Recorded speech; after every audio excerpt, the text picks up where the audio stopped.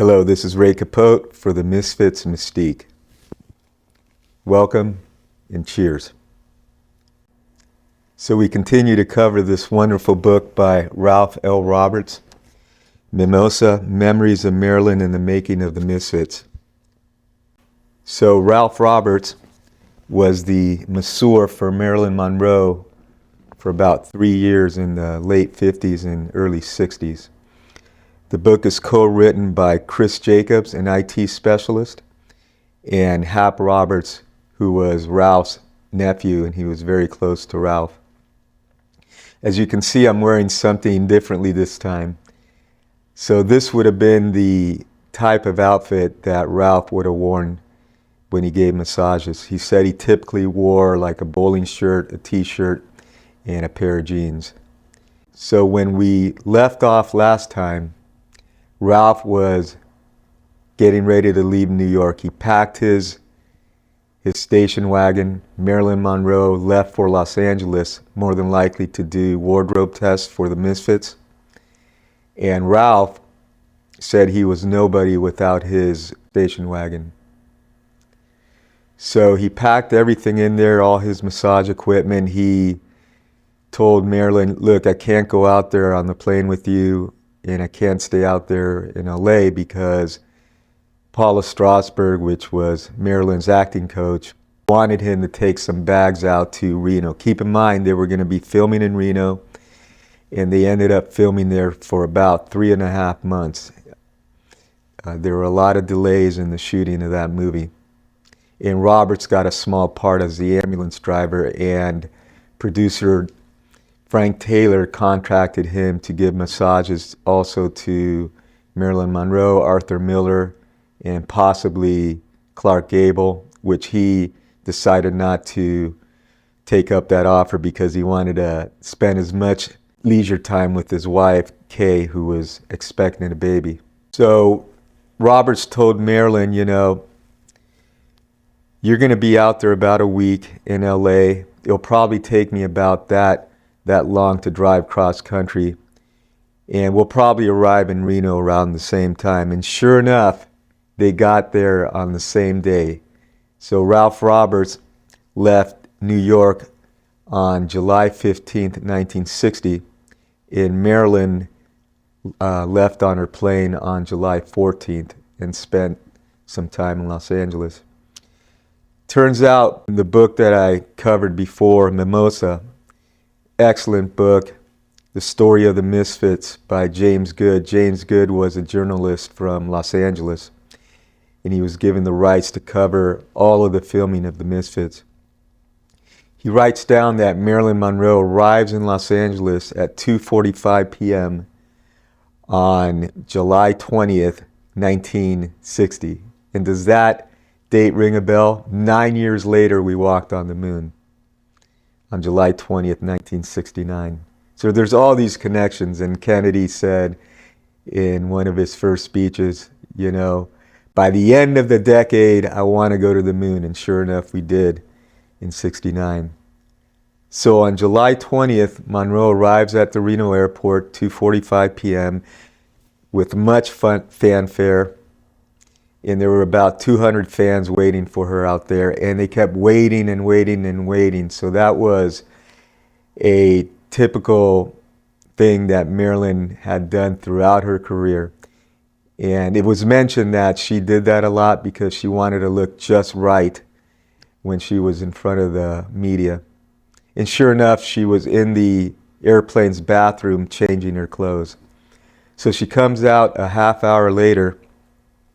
She goes down the stairs, and producer of the Misfits, Frank Taylor, was there in his 1960 red Thunderbird convertible. And she gets in there with Arthur Miller, and they drive off, and they go down to Virginia Street. That's the main thoroughfare in downtown Reno. And he got this picture that he really wanted of Marilyn standing up in the car with the sign, the biggest little city in the world. She ends up going into the hotel, and this would be the Mapes Hotel, and I want to do an episode just on the Mapes and the history of the Mapes itself. It was this beautiful Art Deco casino that was built on Virginia Street right by the Truckee River. And it was built in 1947, and the highest floor would be the 8th floor, and that's where Marilyn stayed, Ralph Roberts stayed down the hall, and Paula Strasberg around the corner. And then the only floor above it was the beautiful Sky Room, which was a ballroom that took up the entire top floor with views of all of Reno and the river. And it had a casino and also a stage where they had many performances. So Marilyn gets into the hotel around 4 p.m. Roberts drives in, I'm estimating around 7 p.m. They don't state the exact time. But he goes up to his room and he gives Paula Strasberg a call. And Paula tells Ralph, look, there is trouble brewing already. And the way I read that is that Paula probably locked horns already with John Huston or people with the production, because keep in mind, she was Marilyn Monroe's drama coach, acting coach for years, and she would always be on the set. And a lot of the producers or directors didn't like that because they wanted to be in charge. And I believe they thought that it was delaying production also, because they would always go off to the side, read over their notes. So that's what I think it was mostly about. And it's also little things like maybe she wanted a room right next to Marilyn. Who knows? She says to Ralph, Ralph, it's so good to hear from you. Marilyn's been waiting for you, and you'll be hearing from her soon, because keep in mind, he hasn't given her a massage in about a week, and she was benefiting greatly from his massages.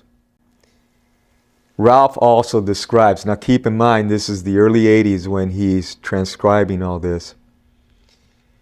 He had gotten a Wollensack, it's called a Wollensack tape recorder that his good friend Maggie recommended him to take out to Reno and tape everything, tape a little thing every night about what he did, the massages to Marilyn and everything that was going on the Misfits, and he can show it to his grandkids someday. So he did that, but he mentioned in his book that the tapes were all disorganized when he looked over them 22 years later, but he was still able to get some valuable information. And that's what I was wondering, how he compiled everything, and some of it were from the tapes that he saved, and most of it appears to be from memory. So he also mentions that he got in touch with Mae Reese, which was Marilyn Monroe's personal secretary for many years. And he mentioned here when he was compiling all this information, because he wanted to set the record straight, there was a lot of books that were pushing a lot of misinformation on Marilyn. And he said none of those books portrayed her the way I knew her. So he decided to start writing these memoirs about Marilyn and the making of the Misfits. But he felt that Mae Reese would not want any of this information to come to light. But he mentioned it should have been okay, because he wasn't going to mention Mae Reese at all, and he wasn't going to mention Joe DiMaggio, because Marilyn always talked very positively about her second husband, DiMaggio. And he never wrote it anyway. He died in 1999, and that's when Hap Roberts, which was Ralph's nephew, ended up inheriting his estate. And years later, he said, for the sake of history and Marilyn Monroe fans, he decided to make this book and publish it in 2021. So Ralph was describing in one of the tapes that he was looking over that early on, Marilyn would call him typically around 9 p.m., just like she did at the Beverly Hills Hotel in Hollywood when he did her first massages in late 1959, November and December. She would call him, he would go over, give a massage, and then assuredly she would call him again in the middle of the night, just about the time he would go to sleep. So that's why he couldn't get too many of these tapes prepared. He was going to go to bed, he was going to record something, and then he would get interrupted, and then he would probably be too tired to even record again. So that was the typical pattern. She had chronic insomnia. She would wake up, he would go back, she'd fall asleep again, and then in the morning, during the making of the Misfits, he would always give her a neck massage.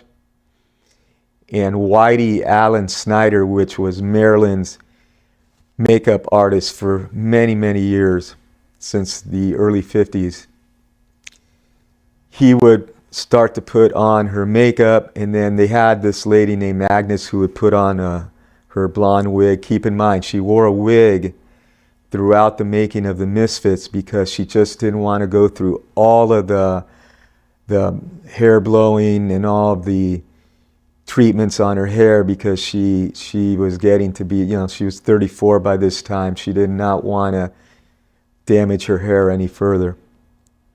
And then Paula would come in and give her tips on what the scenes she would be working on that day, and then they would get into the Cadillacs and they would be driving off to the set, and it would be Paula with Marilyn, and they would be discussing more what approach she would take on the scene that she was going to be doing.